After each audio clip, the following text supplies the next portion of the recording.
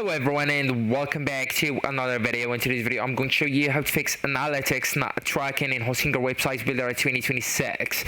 So actually guys, at first you will need to confirm you have a valid analytics account, because most users use Google Analytics for like GA4 in 2026. So you all need to make sure that your GA account exists and you have a measurement ID starts with G and some numbers, and the property is set up correctly in GA4.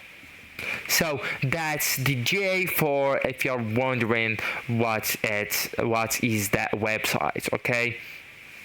Also, you will need to add the analytics code correctly. So actually guys, you will need to open the website builder, and to do that just go with the websites option here and then just go with edit websites, okay?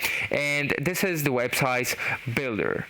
And then just go with the left hand menu and click on this or these three dots, and after that just go with integrations, okay? So here you will find the Google Analytics, okay? So select it and then enter your Google Analytics ID or enter your measurement ID, alright? So it's like G and some numbers next to it.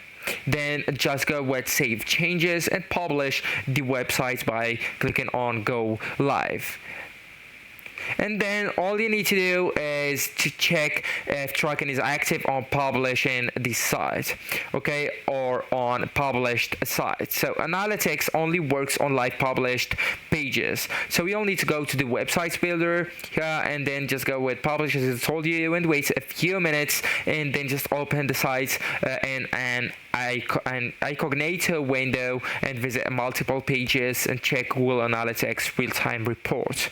So actually guys, that's it. This is the end of the video. Thank you so much for watching and goodbye.